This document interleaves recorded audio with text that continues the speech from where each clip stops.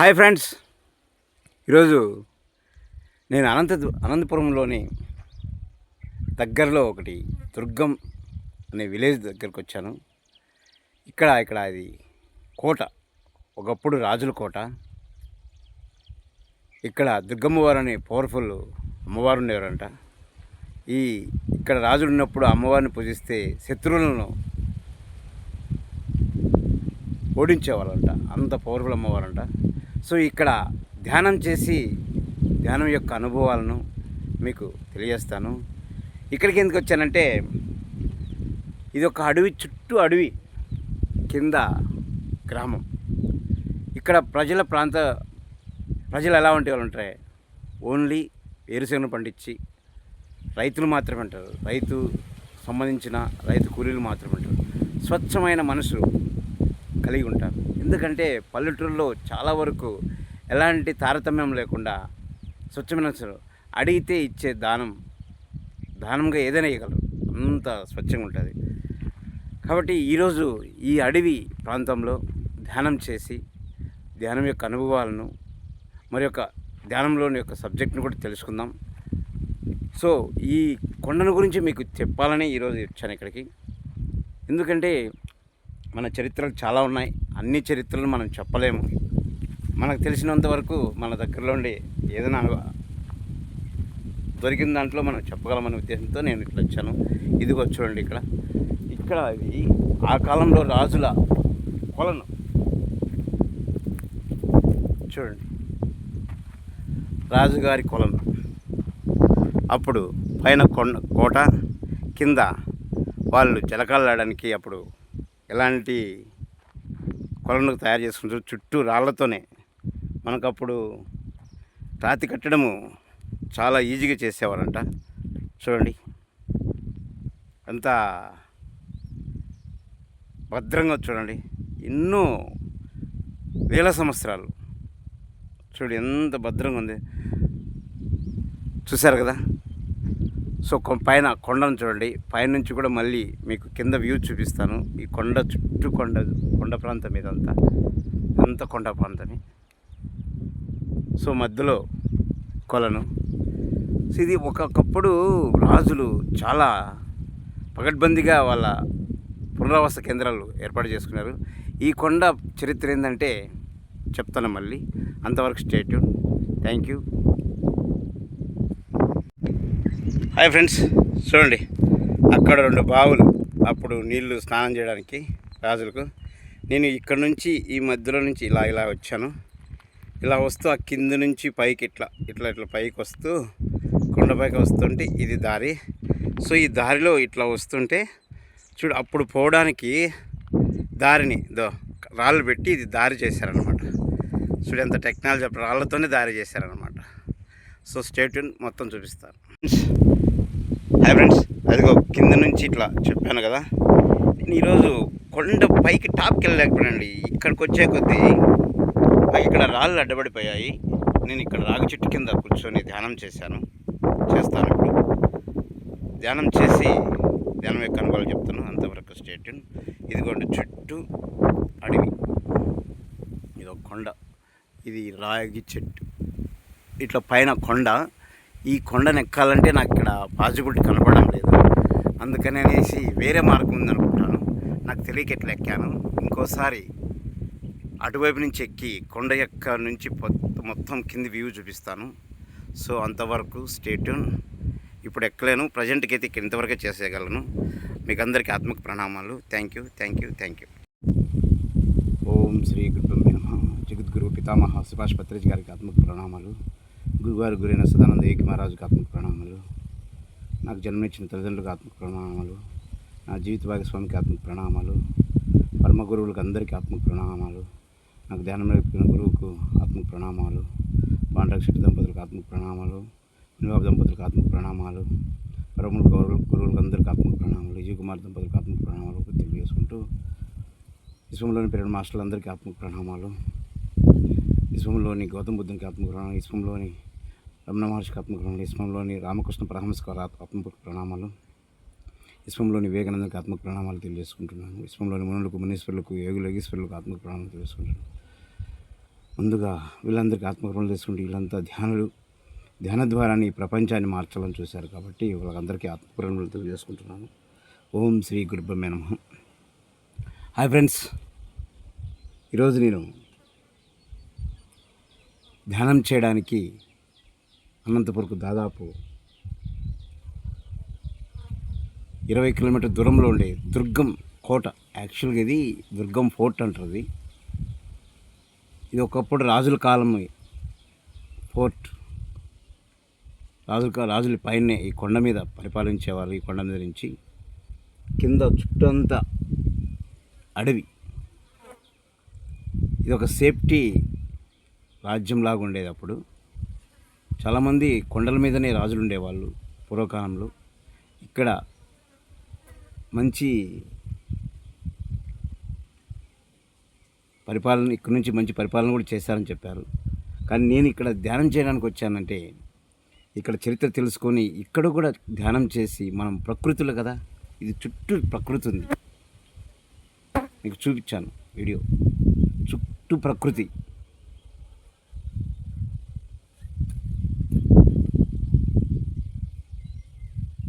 ఈ ప్రకృతి ఎలా ఉందంటే ఈడే పడుకోవాలనిపిస్తుంది. ధ్యానం చేశాను, గంట ధ్యానం చేశాను, 10 నిమిషాల్లో నేను అయిపోయినట్టుంది. అంత హాయిగా, ఆనందంగా, ఆహ్లాదకరంగా, అంత గుండె నుండి ఆనందం, మనసంతా పులకింత, అంత ఆనందంగా ఉంది ఇక్కడ ధ్యానం చేయడం. నాకు అనిపిస్తే పూర్వకాలంలో కూడా ఋషులు, రాజర్షులు, మునులు ఎక్కువగా ఊరికి చివరన ఏదన్నా నది పక్కన ఒక ఆశ్రమం కట్టుకొని ధ్యానాలు చేసేవారు, తపస్సు చేసేవారు. కొండల్లో కూడా ఇట్లా అడవుల్లో తపస్సులు చేశారు. విశ్వామిత్రుడు కానీ ఇంకోరు కానీ చాలామంది, వాల్మీకి, వీళ్ళంతా పరశురాముడు అంతా అడవుల్లోనే ధ్యానం చేసేవారు. ఇక్కడ ఎలాంటి ఆటంకాలు ఉండవు. ఇక్కడ ఏంటంటే దీంట్లో అడవుల్లో మనిషి ఎలాగనో మిగతా జంతువులు, పక్షులు అన్నీ సమభావన ఉంటాయి. అంత ఆనందంగా ఉంటుంది. ఇక్కడ ఎలాంటి డిస్టర్బెన్స్ ఉండదు. ఎవరు మనల్ని ఏమీ ఉండరు. చుట్టూ ఎలాంటి ఆటంకాలు ఉండవు. ఈరోజు నాకు గురువుగారు ఆదేశించిన ప్రకారం కాన్సెప్ట్ చెప్పుకుంటున్నాం. ధ్యానంలోని భాగం అనుకోండి ఇది. నేను ఈ ధ్యానం ప్రచారం చేయాలని అడవుల్లో ధ్యానం చేస్తుంటాను. నేను ఈ మధ్యనే పరిపత్రి మేడం, పత్రిజారికి చిన్న కుమార్తె, అడవుల్లో బెంగళూరులోని ఒక కొండ ప్రాంతంలో మెగా మెడిటేషన్ ఈవెంట్ చేసింది. అద్భుతంగా ఉంది. అంటే అడవి అంటే రిలాక్సేషన్గా, విశ్రాంతి తీసుకుంటూ హాయిగా జీవితాన్ని హాయిగా ఆనందంగా గడిపేటట్టు ఉంటుందన్నమాట. అంతా ఆనందంగా ఉంటుంది. అందుకే అడవుల్లో ట్రెక్కింగ్ చేసి ధ్యానం చేయమంటుంటారు పత్రిజీ గారు. నేను కూడా అలాగే చేస్తుంటాను అన్నమాట. సో ఆయన నాకు స్ఫూర్తి. గౌతమ బుద్ధుడు కూడా అడవుల్లో కూడా ధ్యానం చేసి, ఒక బోధి చెట్టు కింద ధ్యానం చేసి ఆయన ఆత్మజ్ఞానాన్ని తెలుసుకొని పెద్ద గౌతమ బుద్ధుడు అయిపోయాడు. సిద్ధార్థుడు గౌతమ బుద్ధుడు అయిపోయాడు. నేను కూడా ఈరోజు రాగి చెట్టు కింద ధ్యానం చేశాను. ఎంత ఆనందంగా ఉంటుంది, అద్భుతమైన ఆనందం. ధ్యానం వల్ల అంత అద్భుతమైన ఏం ధ్యానమే చేయాలన్నా, తపస్సు చేసి రాదా, లేదా ధ్యానమే చేయాలన్నా ధ్యానాలు చేస్తే నీకు ఆనందం రాదంటే అదొక ఆనందం. అది ఎన్ని టెంపరీ ఆనందాలు, వాటి గురించి మనం ఇంతకుముందు కూడా చెప్పుకున్నాం. కానీ ఇప్పుడు నాకు ఈ కొండ మీద నుంచి నేను ధ్యానం చేసి చూడండి, ఈ ప్రకృతి, ఇదంతా అడవి, ఎడక పక్క ఉండే అడవి, నేను ఈ పక్క కొండ మీద నుంచి ధ్యానం చేసి ఇక్కడ వీడియో చేస్తున్నాను. నాకు ఈ గురువుగారు ఈరోజు నాకు ఒక సబ్జెక్ట్ చెప్పమని ఉపదేశించారు. దాంట్లో ఆ సబ్జెక్ట్ ఏంటంటే సమభావన సంకల్ప సిద్ధి. అంటే సమభావన అంటే ఎలా ఉండాలంటే, మంచి చెడు ఒకేలాగా చూడాలంట గురుగారు చెప్పారు. నాకు ధ్యానంలో కూడా అదే అని గుర్తొస్తుంది. మంచి చెడు ఒకే చూపుతో చూడు, ఒకేలాగా చూడు. పాపం పుణ్యం ఒకేలాగా చూడు.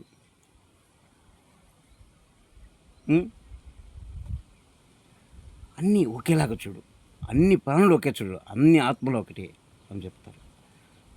ఏంది శుద్ధము అశుద్ధం ఒకేలాగా చూడంటాడు.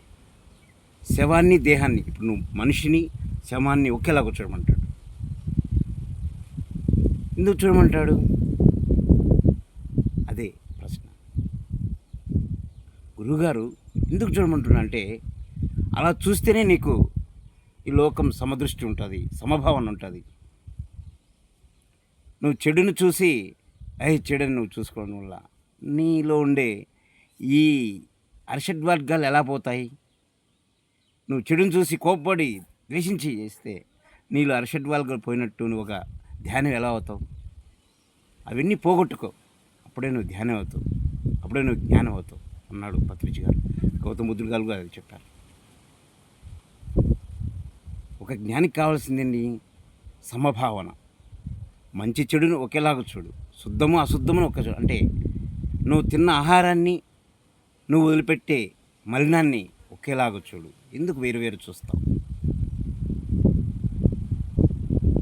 పాపాన్ని పుణ్యాన్ని ఒకేలా చూడు. ఎందుకు వేరుగా చూస్తావు? అలా చూడడం వల్ల నీలో ఉండే భాగోద్వేగాలు బయటకు వస్తాయి. అవడం వల్ల నీవు సాధించేంటి ఏంటి? నువ్వు ఏమి జ్ఞానం సంపాదించుకున్నావు, ఏమి ధ్యానం చేసావు అంటారు గురువుగారు. గౌతమ బుద్ధులు గారు అయితే కరెక్ట్గా చెప్తారు, అలాగే చెప్తారు. పత్రిజీ గారు అలాగే చెప్తారు. అంత ధ్యానానికి అంత పవర్ ఉంది.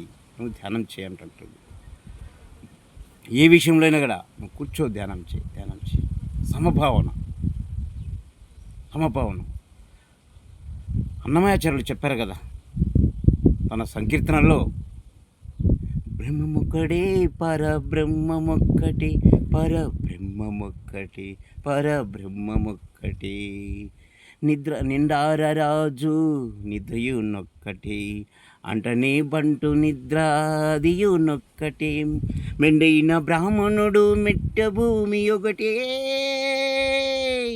మెండైన బ్రాహ్మణుడు మెట్ట భూమి ఒకటే, చండాలుడుండేటి సరి భూమి ఒక్కటే, తందనానా హహి తందనానా బడ, తందనానా పురి తందనాన బడ, తందనానా పురి తందనాన అహి తందనానా అన్నారు. అన్నమాచార్యులు రాశారు కదా. అందరికీ దేవుడు ఒక్కడే. మళ్ళీ అందరికీ దేవుడు ఒక్కడు, అందరికీ గాలి ఒకటే, అందరికీ జ్ఞానేంద్రియాలు ఒకటే, అందరికీ కర్మేంద్రియాలు ఒకటే, అందరికీ నీరు ఒకటే. చూసారా? అందరికీ ఒకటి. ఈ లోకమంతా ఒకటే, అందరిలో ఉండేది నేనే అంటాడు శ్రీకృష్ణ ప్రభువు. ఏమంటాడు శ్రీకృష్ణ భగవానుడు? అర్జున, మీ అందరిలోనూ నేనే ఉన్నాను, అందరిలోనూ నేనే ఉన్నాను. మీరు మీ కర్తవ్యం మాత్రమే చేయాలి. అందరిలోనూ ఆత్మ ఉన్నాడు, పరమాత్మ ఉన్నాడు, అంతరాత్మ ఉన్నాడు. అంతరాత్మ ఒకటే, అందరిలో ఆత్మత ఒకటే. కాబట్టి నువ్వు వేరేసి ఆలోచించకుండా నీ కర్తవ్యాన్ని నువ్వు యుద్ధం చేయని అర్జునుడికి చెప్తాడు శ్రీకృష్ణుడు. భగవద్గీత అనేది మనిషి జీవన ప్రమాణాన్ని తెలియజేస్తాం. అందులో మనిషి ఎలా బ్రతకాలో నేర్పుతారు. అది భగవద్గీత యొక్క అదొక రూలు. భగవద్గీత ఒక రూలు. దాంట్లో రూలు అన్నీ ఉన్నాయి. సమస్త జనులను నేనే ఉన్నాను. మీరెవరయ్యా? మీరు ఒక క్యారెక్టర్స్. మీ క్యారెక్టర్స్ మీరు చేయండి. ఒక అన్నగా, తమ్ముడుగా, అక్కగా, చెల్లిగా, అమ్మగా, నాన్నగా, తాతగా, ముత్తగా, ఉద్యోగిగా, వీళ్ళంతా మీరు ఒక క్యారెక్టర్ చేయండి అంతే. మీరందరూ ఒకటే, అంతరాత్మ ఒకటే, ఆత్మ ఒకటే, పరమాత్మ ఒకటే అని చెప్పారు. సమభావన. ఇంత సమభావన రావాలంటే నీకు సంకల్పం ఉండాలి. ఎలాంటి సంకల్పం ఉండవు? నువ్వు మార్నింగ్ లేస్తానే నేను అందరినీ సమభావనగా చూడాలి, అందరినీ నేను ఆనందంగా ఉండాలి, అందరినీ సమభావన ఒక లేచినంటే సమభావన అనే ఒక సంకల్పం పెట్టుకో, నీకు సిద్ధిస్తుంది. ఎలా సిద్ధిస్తుంది? సాధన చేయి, ధ్యాన సాధన చేయి అంటాడు మా గురువుగారు. పత్రిజీ గారికి ఆత్మకు ప్రణామాలు, మా గురువుగారికి అందరికి ఆత్మకు ప్రణామాలు. ధ్యాన జగత్తు, ధ్యాన పిరమిడ్ జగత్తు, ధ్యాన జగత్తు, శాకాహార జగత్తు, అహింసా జగత్తు, ఇవన్నీ స్వాధ్యాయ జగత్తు, ఇవన్నీ ధ్యానంలోని భాగాలు. ధ్యానం మొదటిదైతే రెండవది స్వాధ్యాయం, మూడవది సజ్జన సాంగత్యం, రెండు సజ్జన సాంగత్యం, మూడవది స్వాధ్యాయం. సజ్జనతో ధ్యానం చేయడం వల్ల నీ జ్ఞానాన్ని పెంచుకుంటావు. సజ్జనుల యొక్క అలవాట్లను, సజ్జను యొక్క జ్ఞానాన్ని, సజ్జను యొక్క వాళ్ళ యొక్క ఏవైతే జ్ఞానం వాళ్ళు చేస్తున్నారో వాళ్ళ ప్రస్ఫుటంగా మనకు ఇలా నడుచుకోవాలని చెప్తారు. వాళ్ళకు రూల్స్ పెడతారు. రూల్స్ అంటే ఏంటి? నియమాలు. మీ ఈ ధ్యాన గురువులు ఎలా ఉంటారంటే అందరూ సమానంగా చూస్తారు, మళ్ళీ అందరినీ సమానంగా చూస్తారు. ఒక ధ్యానులు మాత్రమే అందరినీ సమానంగా చూస్తారు. వాళ్ళకు మాత్రమే సమభావన ఉంటుంది, మిగతా ఎవరికి ఉండదు అనేది ఈ కాన్సెప్ట్. సమభావన పెంపొందించుకోవాలంటే నీకు ఒక సంకల్పం పెట్టుకో. నేను సమభావన చూడాలి. చెప్పాను కదా, మంచి చెడును ఒకే రకంగా చూడాలి, పాపమును పుణ్యాన్ని ఒకే రకంగా చూడాలి, పుణ్యాత్తుని దుర్మార్గుని ఒకే రకంగా చూడాలి, పక్కన వాళ్ళు తిట్టినా ఒకే రకంగా చూడాలి. అన్నిటినీ పట్టించుకో. నీ భావన ఏంది? సమభావన. అది సంకల్పం పెట్టుకో, అప్పుడే నీకు సిద్ధిస్తుంది. ఒక ధ్యానిగా, అది యోగిగా మారుతుంది అంటారు పత్రిచిగా. ఆయనకు ఆత్మకు ప్రణామాలు. గురుగారులు మనకు ఎన్ని చెప్పినా ధ్యాన సాధన చేయాలి, సజ్జన సంగతిని చేయాలి, స్వాధ్యాయం చేయాలి. చేసిన తర్వాతనే ఇది వస్తుంది. ఈ మధ్య నేను ఒక ఆర్టికల్ చూశాను. దాంట్లో ఏంటంటే ఒక మనిషి మాత్రమే స్వార్థంగా ఆలోచిస్తున్నాడు. ఎగ్జాంపుల్ ఏంటంటే, ఒక కోతి ఉందండి, దాని ఆహారాన్ని దాని కుటుంబం అంతా కలిసి, దాన్ని మొత్తం జాతినంతా కలిసి ఆహారాన్ని ఒకే రకంగా సంపాదించుకుంటే ఒకే రకంగా సంపాదించుకుంటాయి. ఒక చోట ఆహారం ఉందంటే అన్నిటిని పిలిపించుకొని ఆహారాన్ని అందరి సేవ చేసుకుంటాయి. ఒక చీమలు ఉన్నాయి, ఆహారం ఎక్కడుందో ఒక చీమకు తెలిస్తే అన్ని చీమలను రప్పించుకొని ఆహారాన్ని సంపాదించుకొని దాని ఆకలిని తీర్చుకుంటాయి.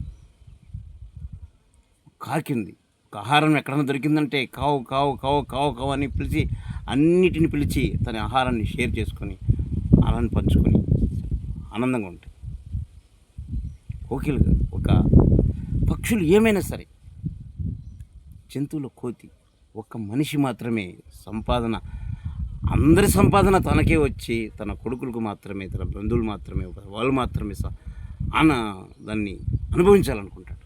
కానీ ఒక మనిషి తప్ప 84 లక్షల జీవరాశుల్లో మిగతా అన్ని జీవరాశులు ఏవి పక్కవాటి యొక్క ఆహారాన్ని కానీ సంపాదన కానీ దోచుకో.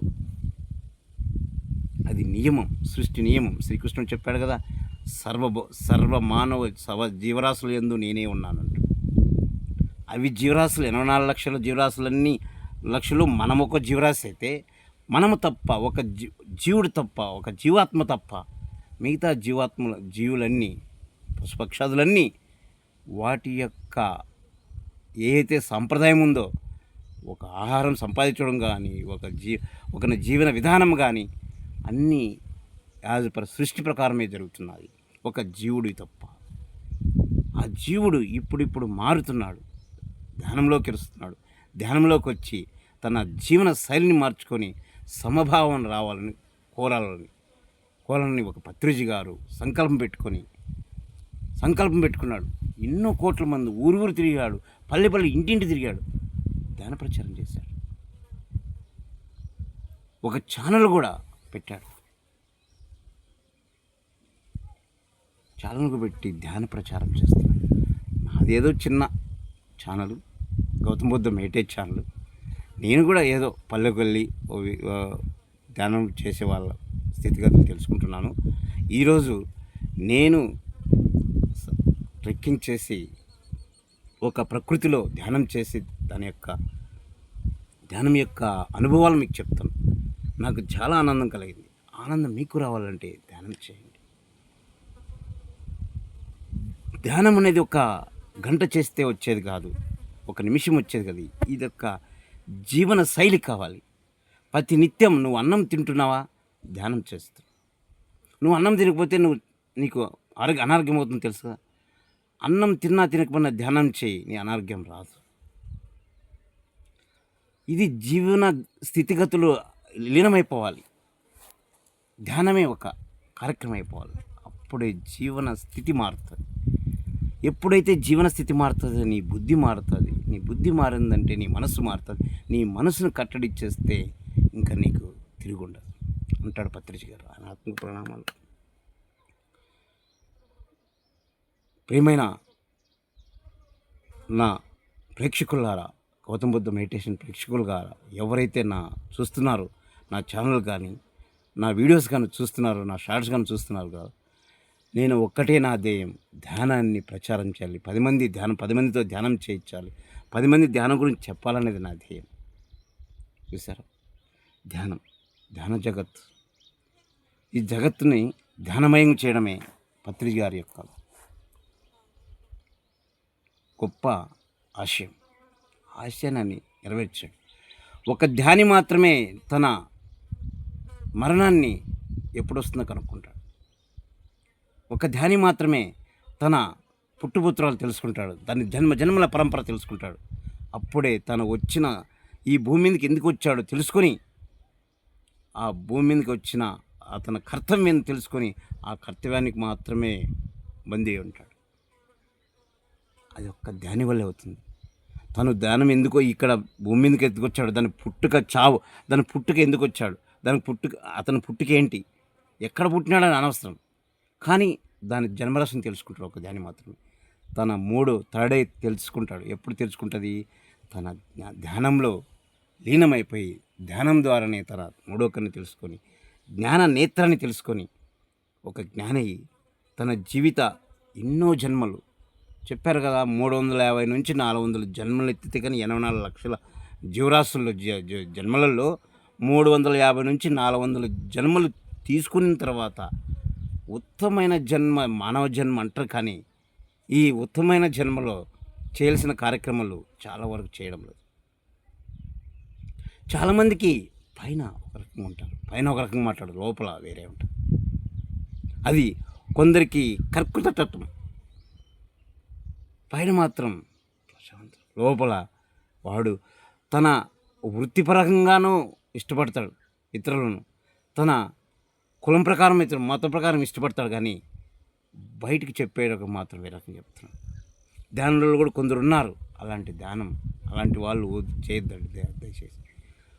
సమభావన, సమతుల్యం, అందరూ ఒకటి, ఇలా కుల మత భేదం లేకుండా జీవన సాగించాలనేది బ్రహ్మర్షి పత్రిజీ గారి యొక్క గొప్ప ఆశయం. గౌతమ బుద్ధుడు కూడా చెప్పాడు, కులం మతం లేని జన్మరాహిత్యం రావాలనేది గౌతమ బుద్ధుని యొక్క ఆశయం.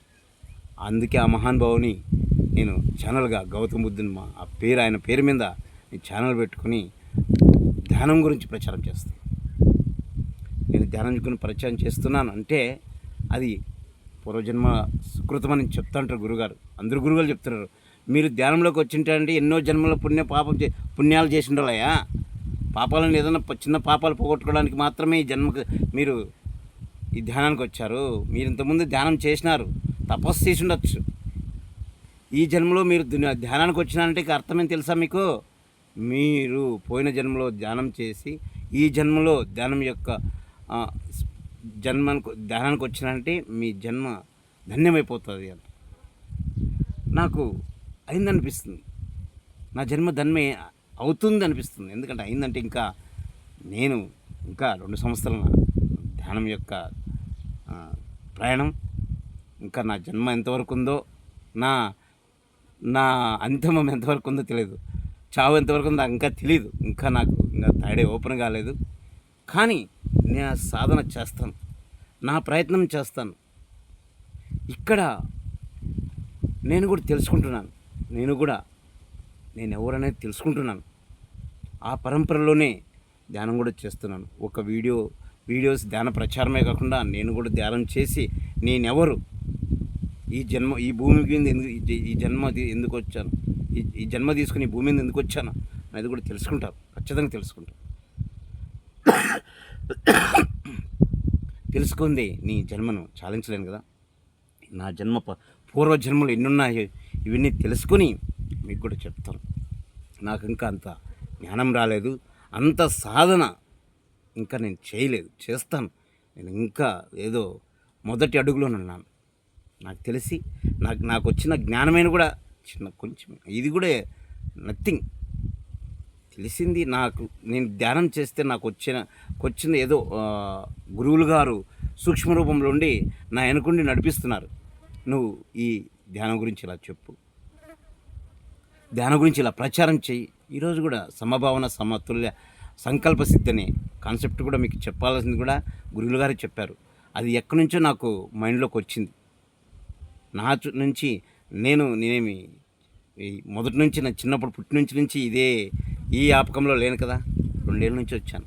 కానీ నాకు గురువులు మాత్రం ఎప్పుడో ప్రతి సందేశం ఇస్తూనే ఉంటారు. గురువుల సందేశం ఏందే నేను చేయలేను, నా సంకల్పం సిద్ధించదు. గురువులు వాళ్ళు ఎప్పుడు నా వెంట ఉంటారని నా కోరిక, నా నమ్మకం అది. నా గురువులు నా వెంట ఉంటారు, నన్ను ముందుంచి నడిపిస్తారు. నేను ధ్యాన ప్రచారమైనగానే ధ్యానం చేసి నా ధ్యాన అనుభవాలు, ధ్యానం యొక్క ఫలితాలు కూడా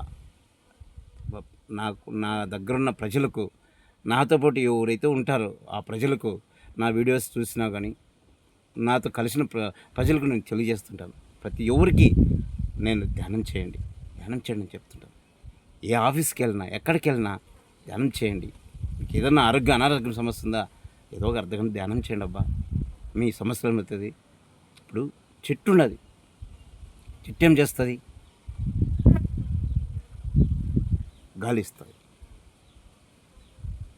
గాలిస్తుందిగా, పండు ఇస్తుంది, నీడ ఇస్తుంది, ఎండ నుంచి కాపాడుతుంది. మన జీవించడానికి కారణం చెట్టు. ఎందుకంటే మనం కార్బన్ డైఆక్సైడ్ దానికి ఇస్తే తన ఆక్సిజన్ మనకిస్తుంది. యద్భావం తద్భవతి ఎన్నోసార్లు చెప్పాను. మనము అందుకే చెట్లు నాటండి. ప్రకృతి ఏంటి, ప్రకృతి మనకు గాలిస్తుంది. మన కార్యక్రమాలు కూడా చెట్లు నాటడానికి కార్యక్రమాలు కూడా ఉంటాయి కదా. చెట్లు నాటదు, చెట్లు కొట్టద్దు. అభివృద్ధి పేరుతో చెట్లు కొట్టేసి అలా కొట్టాల్సి వస్తే వేరే చోట నాటండి, కొట్టని చోట నాటండి. కొట్టి మళ్ళీ నాటి అభివృద్ధి అనడం కరెక్ట్గా.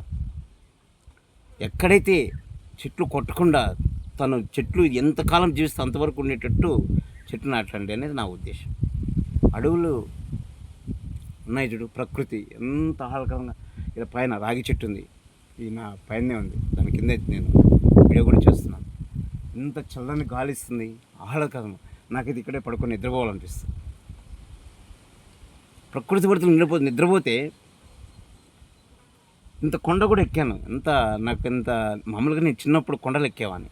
నా 6వ తరగతి 6-7 ఏళ్ళ వరకు నేను చిన్నప్పుడు ఊర్లో నేను కొండలు ఎక్కేవాడిని.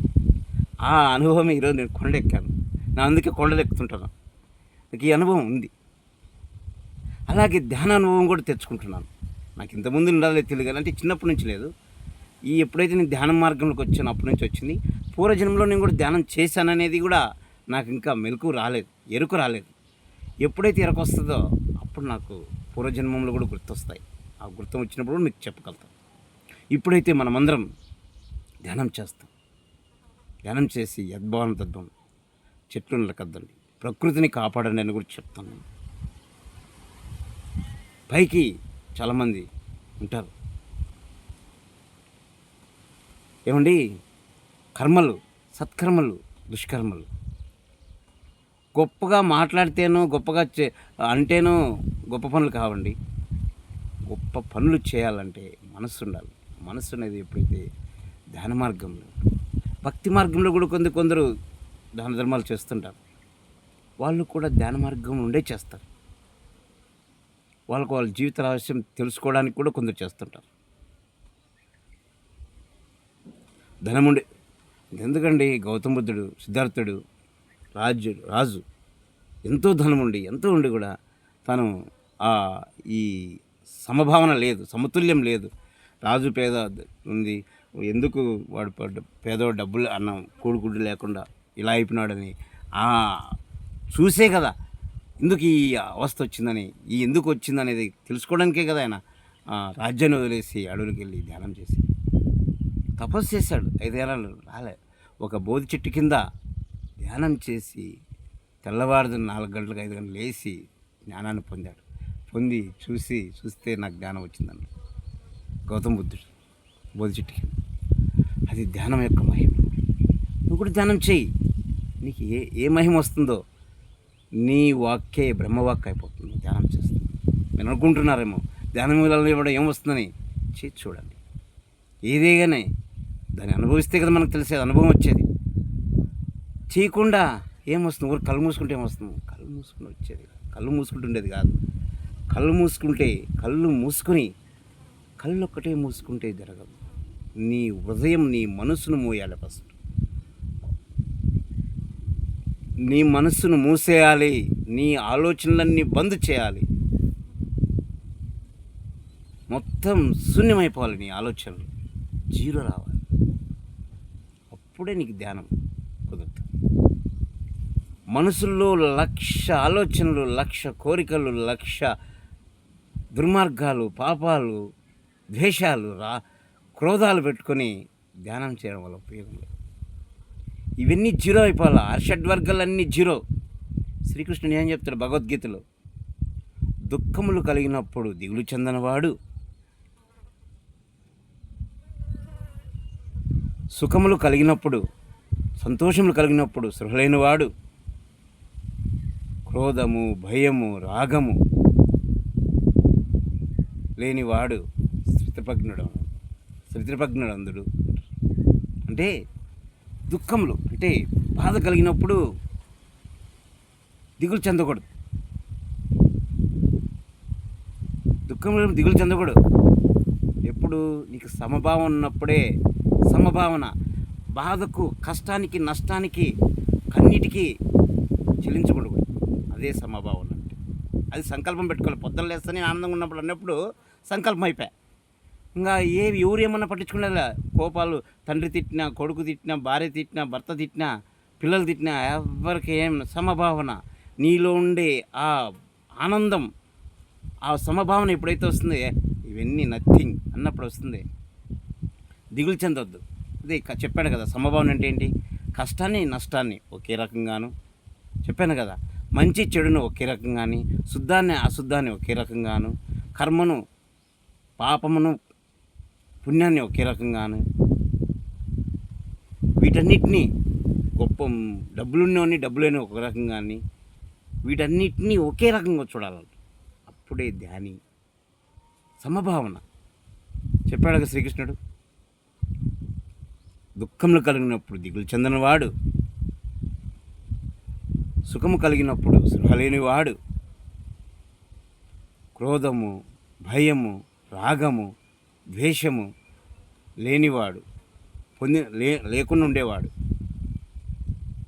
లేకుండా పోయినవాడు స్థితప్రజ్ఞుడు. అంటే ఇవన్నీ ఉండకూడదు. ఇవన్నీ సమభావన ఉండాలి. ఇవన్నీ ఉండకూడదు. ఇవన్నీ పట్టించుకోకూడదు. అంటే మనలో అరిషడ్వర్గాలు లేకుండా పోవాలి. అట్లా దుఃఖం కలిగినప్పుడు బాధపడకూడదు, సుఖం కలిగినప్పుడు ఆనందంగా ఉండకూడదు, క్రోధము, కోపం ఉన్నప్పుడు కోపించుకోకూడదు, రాగము అంటే ద్వేషము, భయపడినప్పుడు కూడా ఒకే రకంగా, భయం వచ్చినప్పుడు కూడా, ఏదన్నా కష్టం వచ్చినప్పుడు భయపడకూడదు. ఇవన్నిటినీ ఒకే రకంగా చూడాలి. అదే సమభావన. ఆ గురువుగారు నాకు ఎంత ఆనందంగా ఉంది. ఆ గురువుగారు సమభావన సంకల్ప సిద్ధి పెట్టుకోరా, నీకు ఈరోజు నీ వీడియోలు చెప్పమని గురువుగారు చెప్పారు. నా ఎంటముడు ఉండి సుభాష్ భద్రాజీ గారు కానీ, గౌతమ బుద్ధులు కానీ, రామకృష్ణ పరమహంస కానీ, రమణ మహర్షి గారు కానీ, యోగేములు కానీ, వివేకానందులందరూ, సత్పురుషులందరూ, పరమపురుషులందరూ, సద్గురులందరూ నా ఎంటము నుండి ఈ వీడియోను, ఈ సబ్జెక్టును నాతో చెప్పించారు. వాళ్ళందరికీ ఆత్మకు ప్రణామాలు. క్రోధము, రాగము ఇవన్నీ లేనివాడే స్థితప్రజ్ఞుడు అంటే ఎలాంటి అతను ఈక్వల్ టు యోగి. తండ్రి, గురువు, దేవుడు ముగ్గురిని ఒక్క లెక్చర్. దేవుడు చెప్పాడు కదా, ఏం చెప్పాడు శ్రీకృష్ణుడు? సర్వ జీవుల యందు నేనే ఉన్నాను. అందరికీ దేవుడు అక్కడ అంతరాత్మ ఒకటే కదా. ఇదే సమభావన. మీరందరూ సమభావనతో ఉండాలని, మీతో పనిచేసే వాళ్ళతో సమభావనలో ఉండాలని, సమభావంతో ఉండాలనేది నా కోరిక. మిత్రులు కానీ, మీ స్నేహితులు కానీ, మీ గురువులు కానీ అందరితోనూ మర్యాదగా గౌరవంగా ఉంటూ అందరినీ గౌరవిస్తూ మీరు గౌరవించబడాలని, మీ చిన్నవాళ్ళని గౌరవించండి, పెద్దవాళ్ళని గౌరవించండి, అందరినీ గౌరవించాలన్నది ఈ యొక్క సమభావన. సంకల్ప సిద్ధి పెట్టుకోండి. నీకు సిద్ధి వస్తుంది అంటే ఈ సంకల్పం పెట్టుకుంటే నీకు ఈ సిద్ధి ప్రాప్తిస్తుంది. ఏది సిద్ధి వస్తుంది? నీకు ఏగత్వం, ఒక యోగి అవుతావు, ఒక ధ్యాని అవుతావు, ఒక ఋషి అవుతావు, ఒక ముని అవుతావు. ఏముంది? అంత ఒకటే, అంత పరమాత్మే, అంత ఒకటే, పరమాత్ముడు ఒకటే, ఆత్మ ఒకటే, పరమాత్మ ఒకటే, అంతా ఒకటే. ఇదే ఆదిశంకరాచార్యులు కూడా చెప్పారు. అది ఆదిశంకర సినిమాలో చూశాను. అంత ఒకటి ఎలా అవుతుంది చెప్పు అని వేరే గురువుగారంటే, అప్పుడు 7 సముద్రాల నీళ్ళు తెప్పించేసి గంగా, యమున, సరస్వతి, నర్మదా ఇవి నీళ్ళని తెప్పించి అన్ని నీళ్లు కలిపించేసి ఒక చెంబులో వేస్తే చూడు అన్ని నీళ్ళన్నీ ఒకటే అయిపోయినాయి కాబట్టి సర్వం ఒకటే, లోకమంతా ఒకటే అని చెప్తాడు. శంకరాచార్యులు చెప్పారు కదా, అందరికీ పరమాత్మ అంతరాత్మ.